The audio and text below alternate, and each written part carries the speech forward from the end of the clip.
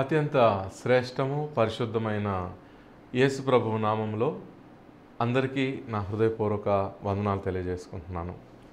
మరి ఈ కార్యక్రమము దేవుని చేత దీవించబడాలని చిన్న ప్రార్థన చేసుకుని ప్రారంభిద్దాం. ప్రేమామయుడైనటువంటి ప్రియమైన తండ్రి, మీ కృప మహాతిశయమును బట్టి శాంతి టీవీ ద్వారా మీ యొక్క పరిశుద్ధ గ్రంథములోని విశేషాలు మరి అనేకులకు అందించడానికి మీరు ఇస్తున్న గొప్ప భాగ్యం, అవకాశాన్ని బట్టి వందనాలు. ఈ కార్యక్రమం చివరి వరకు మీ సహాయమును దయచేయండి. మేము పరిశుద్ధ గ్రంథంలో నుంచి మా యొక్క ఆత్మీయ జీవితానికి అవసరమైనటువంటి విశేషాలు, మా హృదయాలని మనస్సుల్ని మరింతగా మీ వైపు త్రిప్పేటువంటి సంగతుల కొరకు మేము ఈ సమయాన్ని కేటాయించుకుంటూ ఉండగా మీ నడిపింపు మాకు దయచేయండి, మీ సహాయం మాకు అనుగ్రహించండి. ఈ కార్యక్రమంలో మీ మహిమ కొరకై ప్రతి మాట మాట్లాడడానికి మీ సేవకుణ్ణి వాడుకోమని పరిశుద్ధమైన శ్రేష్టమైన యేసు అనేటువంటి అనేకుల రక్షణకు కారణమైనటువంటి ఈ మహాగొప్ప నామాన్ని బట్టి ప్రార్థిస్తున్నాను తండ్రి, ఆమేన్.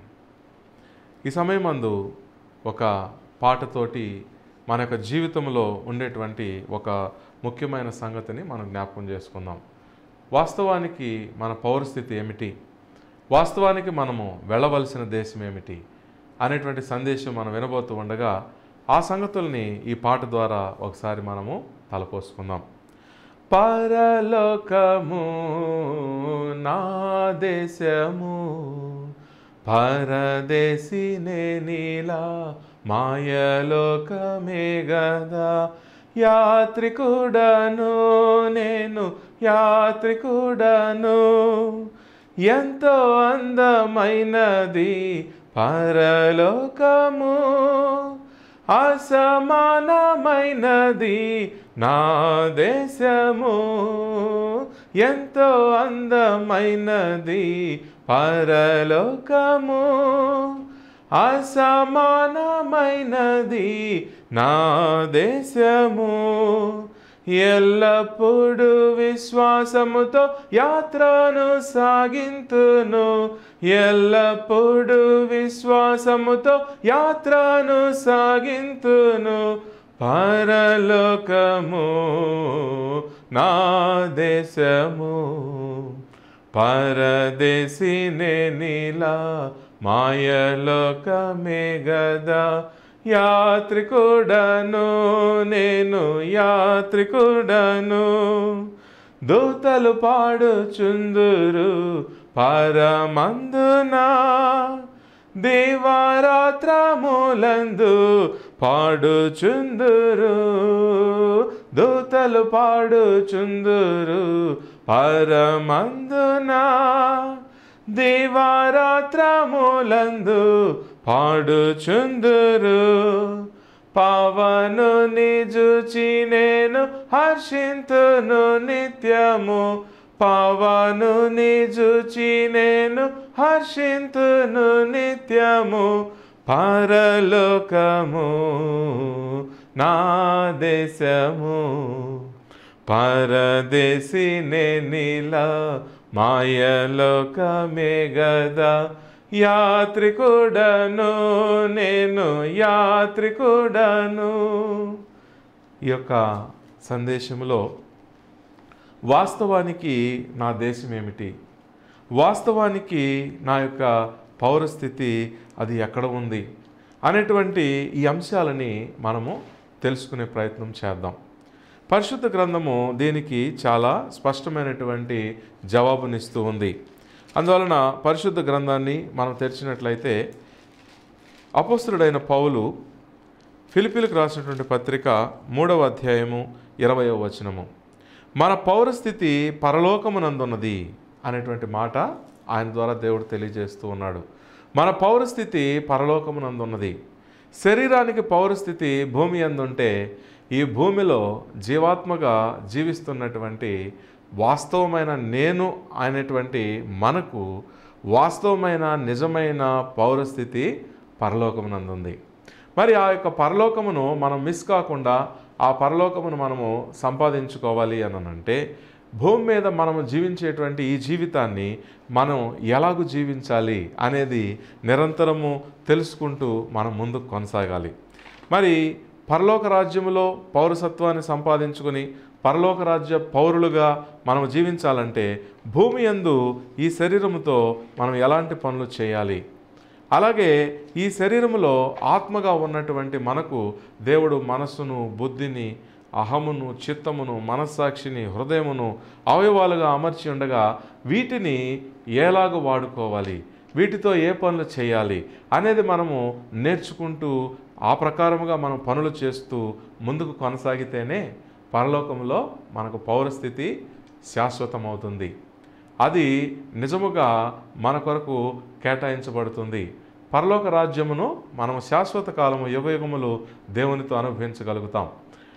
అయితే భూమి మీద మనము జీవించే ఈ కాలమందు మన యొక్క మానవ జీవితాన్ని దేవుడు శరీరముగాను, శరీరములో కొన్ని అవయవాలు పెట్టి, అలాగే ఆత్మగాను, ఆత్మలో కొన్ని అవయవాలు పెట్టి ఈలాగూ దేవుడు మానవ జీవితాన్ని తయారు చేస్తున్నాడు. అంటే కనిపించే శరీరానికి కొన్ని అవయవాలు, కనిపించని ఆత్మకు కొన్ని అవయవాలు. ఇది మానవుని గురించినటువంటి సత్యం. మరి పరిశుద్ధ గ్రంథము ఆత్మ యొక్క అవయవమైనటువంటి ఈ మనసు విషయంలో ఏం చెప్తుందో విందామా? యెషయా గ్రంథము 26వ అధ్యాయము 3వ వచనము. ఎవని మనస్సు నీ మీద ఆనుకొనునో వానిని నీవు పూర్ణ శాంతి గలవానిగా కాపాడదు. ఈ భూప్రపంచంలో కోటీశ్వరులు, మిలియనీర్సు, బిలియనీర్సు అనేకులు ఉన్నారు, కానీ మనస్సును దేవునిపై ఆనుకో చేయగలిగిన వారు చాలా కొద్ది మంది ఉంటారు. వారికి జీవితంలో శ్రమలు రావచ్చు, ఆకలి రావచ్చు, దాహం ఉండేటువంటి పరిస్థితులు రావచ్చు, లేక ఎన్నో ధన సంబంధమైన ఇబ్బందులు ఉండే పరిస్థితులు రావచ్చు. ఇవన్నీ ఎలా ఉన్నప్పటికీ లోపల ఉండేటువంటి శాంతిని మాత్రము దేవుడు చెదరకుండా కాపాడుతాడు. ఇది పరిశుద్ధ గ్రంథములో దేవుడు చేస్తున్న వాగ్దానం.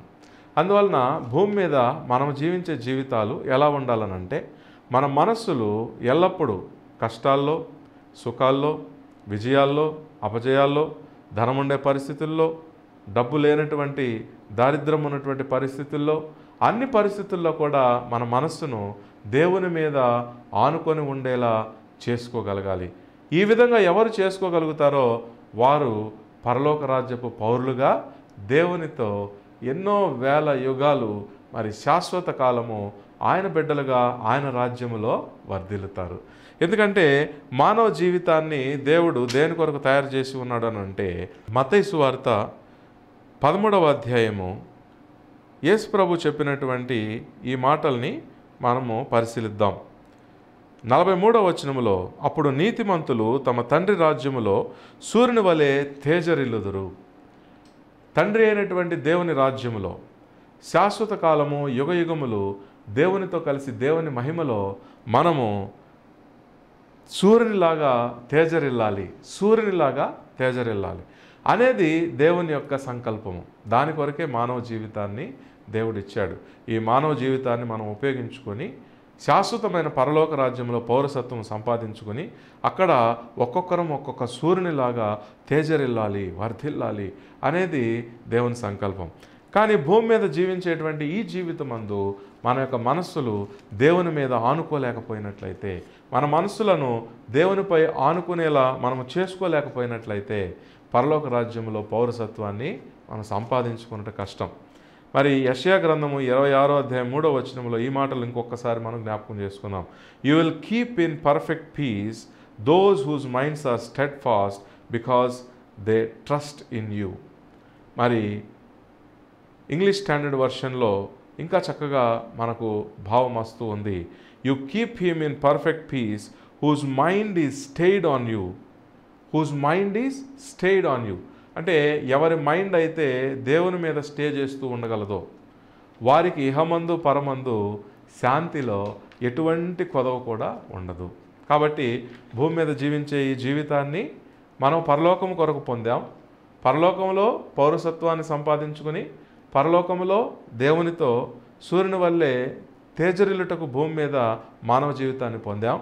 అయితే మానవ జీవితాన్ని మనము నచ్చినట్లుగా ఎట్లంటే అట్లా జీవించేసిన ఎడల పరలోక రాజ్యపు పౌరసత్వాన్ని మనం పొందలేం.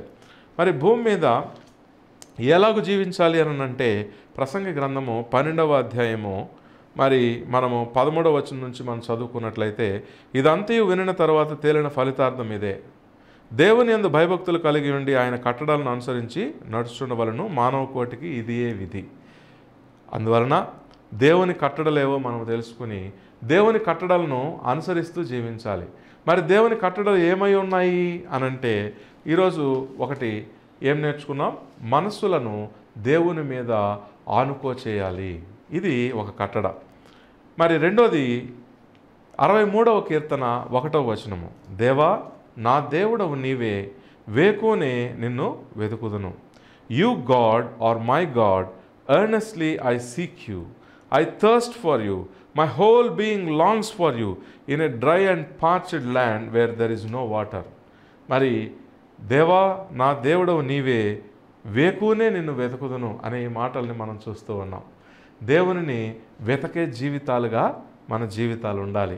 14వ కీర్తన 2వ వచనాన్ని చదివి వినిపిస్తాను. 14వ కీర్తన 2వ వచనంలో, వివేకము కలిగి దేవుని వెదకువారు కలరేమో అని యెహోవా ఆకాశము నుండి చూచి నరులను పరిశీలించాను. దేవుడు కూడా తనను వెతికేటువంటి జీవితాలను గురించి ఆయన వెతుకుతూ ఉన్నాడు. కాబట్టి దేవుణ్ణి వెతికేటువంటి జీవితాలుగా మనము భూమి మీద జీవించినట్లయితే ఇటు జీవితాల వలన మనము పరలోక రాజ్యపు పౌరసత్వాన్ని సంపాదించుకోగలుగుతాం. అలాగే దేవుణ్ణి ఎలా వెతకాలి? చూడండి, ఏదైనా ఒక వస్తువు పోతే మనం వెతుకుతూ ఉంటాం. ఎలా వెతుకుతాం? ఒక టార్చ్ లైట్ వేసి వెతుకుతాం, అవునా? లేదా ఒక మొబైల్ ఫోన్ కొన్నటువంటి ఆ టార్చ్ లైట్ వేసైనా వెతుకుతూ ఉంటాం. అలాగే పరలోక రాజ్యమును వెతుకుతూ జీవించడం, పరలోక రాజ్యములో దేవుణ్ణి వెతుకుతూ జీవించడం, ఆ దేవుని సన్నిధిని వెతుకుతూ జీవించడం, దీని కొరకే మానవ జీవితాన్ని దేవుడు మానవునికి ఇచ్చి ఉన్నాడు. మరి అది ఎలా జరుగుతుంది అనంటే 119వ కీర్తన 105వ వచనము, నీ వాక్యము నా పాదములకు దీపమును నా త్రోవకు వెలుగునై ఉన్నది. నీ వాక్యము నా పాదములకు దీపము నా త్రోవకు వెలుగై ఉన్నది. మరి పరలోకానికి వెళ్ళేటువంటి ఆ యొక్క త్రోవ లేక మార్గం ఏదైతే ఉందో దానికి దీపముగా ఉండేది దేవుని యొక్క వాక్యం. అందువలన నిరంతరము మనము దేవుని వాక్యపు వెలుగులో పరలోకంలో మన కొరకు అద్భుతమైనటువంటి మహిమకరమైన జీవితాన్ని ముందుగా సిద్ధపరిచినటువంటి దేవుని వాక్య సహాయముతో మనము వెతకవలసిన వారమై ఉన్నాం. అందువలన దేవుని వాక్యముతో దేవుని రాజ్యాన్ని దేవుణ్ణి వెతకువారముగా మనం ఉన్నట్లయితే మనం ఎప్పుడు చనిపోయినా ఇబ్బంది లేదు. మనకు పరలోక రాజ్యములో పౌరసత్వం ఉంటుంది. పరలోక రాజ్యములో దేవునితో కలిసి సూర్యునిలాగా మనము తేజరిల్లుతాం యుగయుగములు. ఇక మరొక విషయాన్ని ప్రస్తావించుకుందాం. అదేమిటంటే ప్రసంగి గ్రంథము 12వ అధ్యాయము మొదటి 2 వచనాల్ని చదివి వినిపిస్తాను.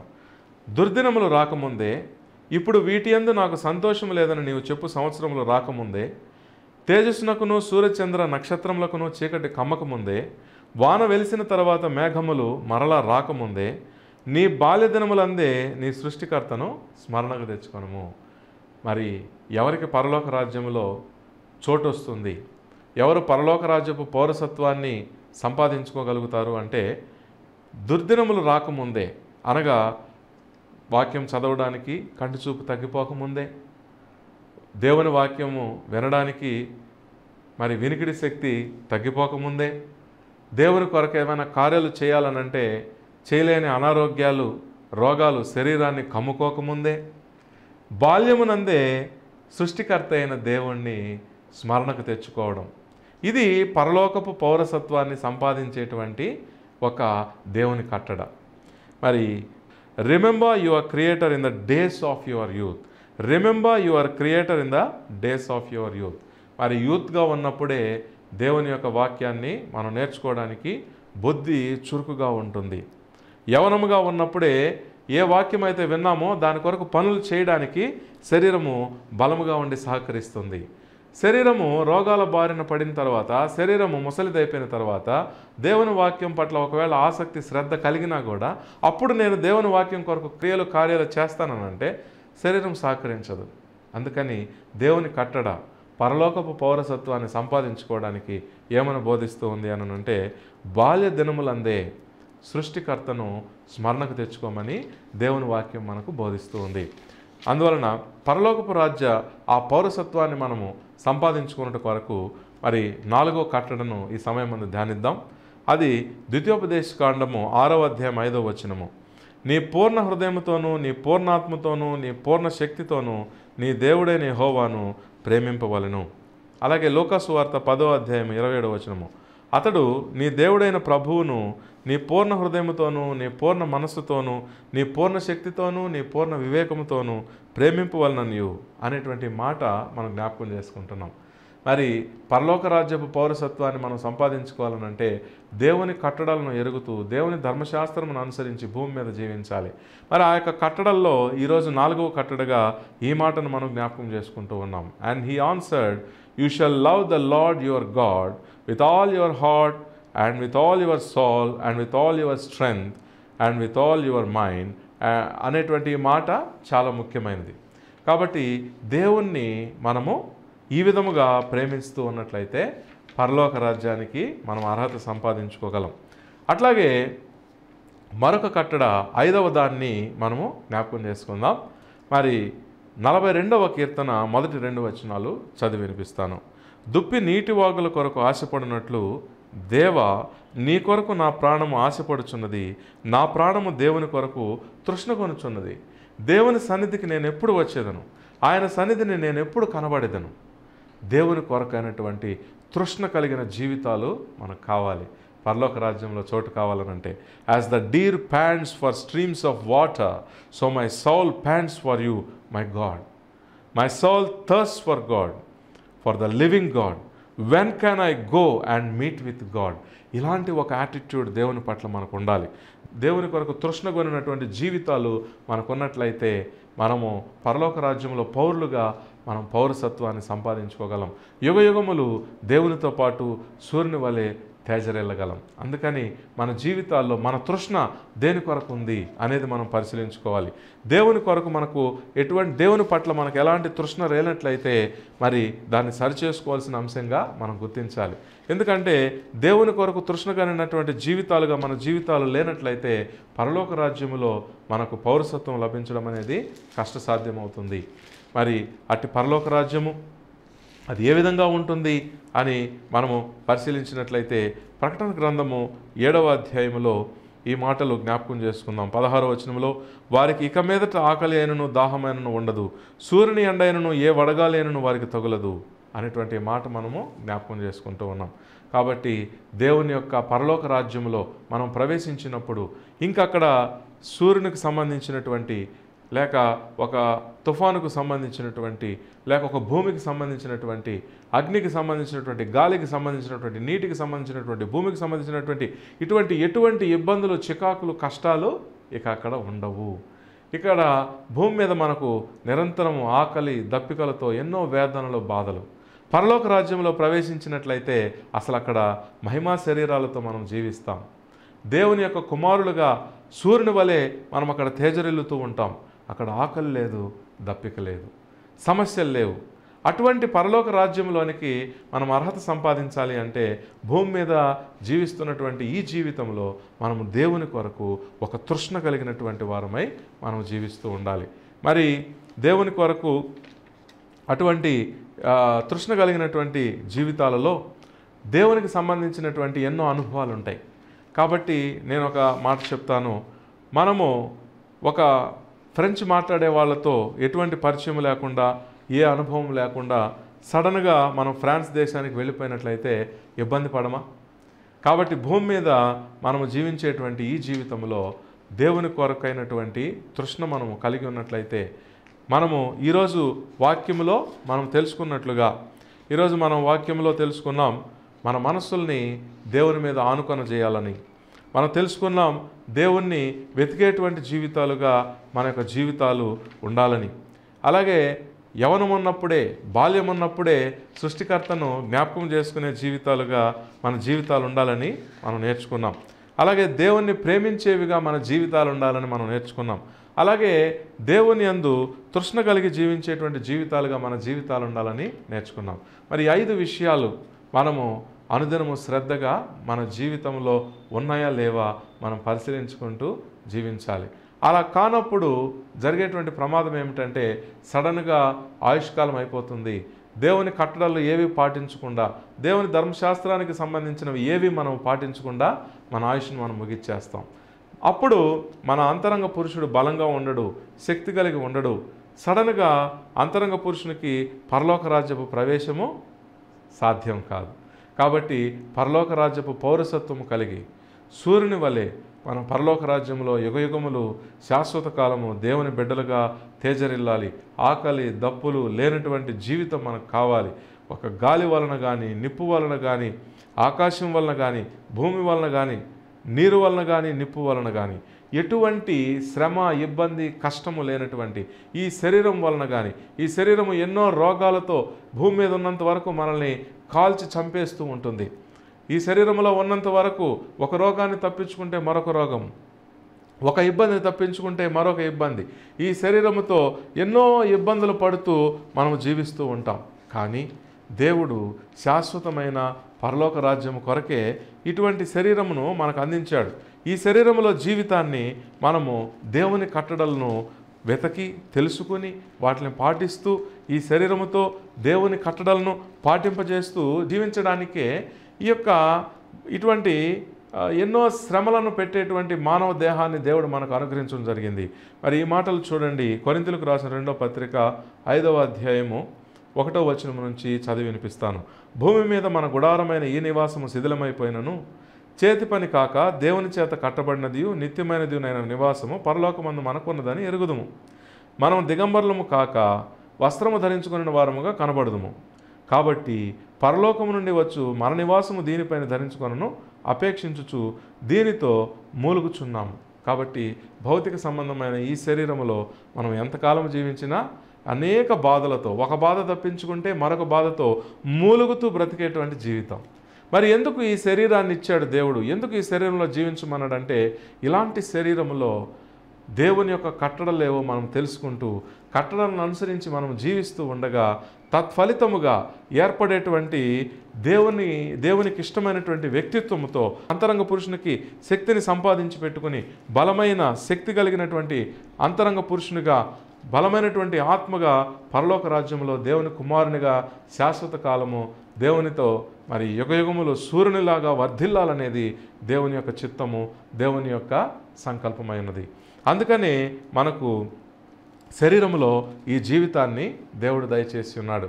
కాబట్టి సమయాన్ని మనం వృధా పోనివ్వకుండా, కంటి చూపు తగ్గక మునిపే, వినికిడి తగ్గిపోక మునిపే, జీర్ణశక్తి తగ్గిపోక మునిపే, శరీర అవయవాలు వాటి యొక్క పనులను అవి సరిగా చేసుకోలేనటువంటి స్థితి రాకమునిపే ఈ శరీరాన్ని మనం సరిగా వినియోగించుకొని దేవుని కట్టడలేవో మనం తెలుసుకుని ఆ కట్టడలను అనుసరించి తగినటువంటి క్రియలు మనము నెరవేరుస్తూ మరి వాటి యొక్క ఫలితంగా మనకు దేవుడు కోరుకుంటున్నటువంటి ఆ వ్యక్తిత్వాన్ని మనం సంతరించుకునే ఆ యొక్క జీవితంలో మనం కొనసాగుదాం.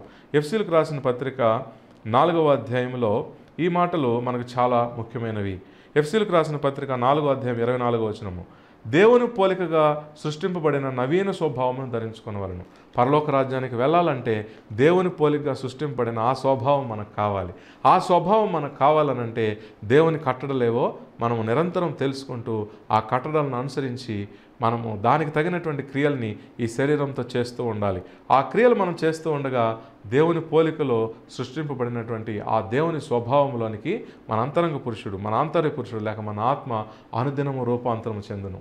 మరి ఈ యొక్క జీవితం మనకందరికీ దేవుడు ఆశీర్వాదకరంగా ఇవ్వాలని చిన్న ప్రార్థన చేసి ఈ సందేశాన్ని ముగిస్తాను. మహాకృప కలిగిన మా ప్రియమైన తండ్రి, ఈ దినము మీ కట్టడలను మేము తెలుసుకోగలిగినాం. ఈ కట్టడలను మేము నిరంతరం పాటిస్తూ ఉండగా మా శరీరముతో అందుకు అనుకూలమైనటువంటి క్రియలు మేము చేస్తూ ఉండగా మీరు కోరుకుంటున్నటువంటి మీ పోలికగా సృష్టింపబడిన స్వభావము మాకు దొరుకుతుందని మేము నమ్ముతూ ఉన్నాం.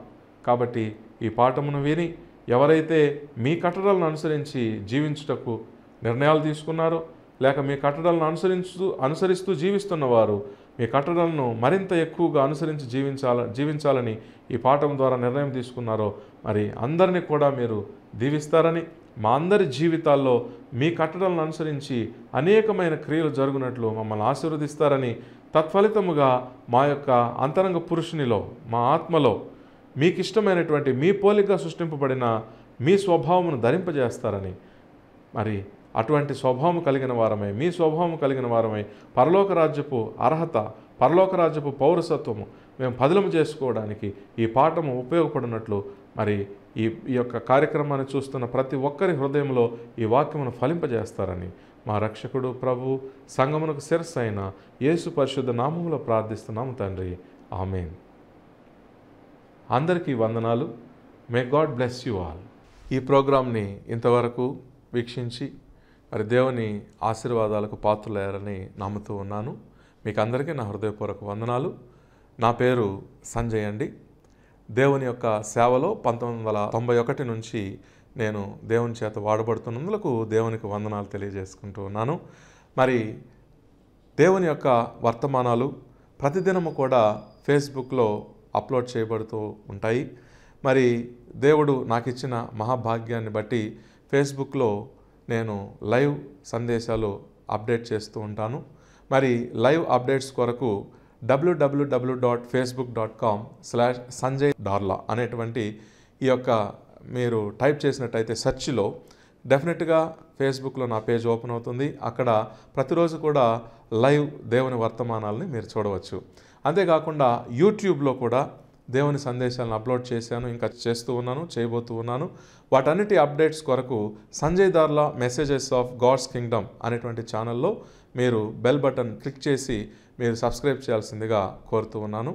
మరి ఇంకా మీకు ఆత్మ సంబంధమైనటువంటి జీవితం విషయంలో, మీ యొక్క అనుదిన జీవితంలో ఉండేటువంటి సమస్యల విషయంలో, అవి మానసికమైనవి కావచ్చు, మరి ఆరోగ్య సంబంధమైనవి కావచ్చు, మరి మీరు ఎక్కువగా చింతకు లోనవుతున్నటువంటి మీ యొక్క సమస్యల్ని వాక్యపు వెలుగులో మీకు చెప్పడానికి, తెలియజేయడానికి నేను ఎల్లప్పుడూ సిద్ధంగా ఉన్నాను. నా యొక్క వాట్సాప్ నంబర్ 6301022672.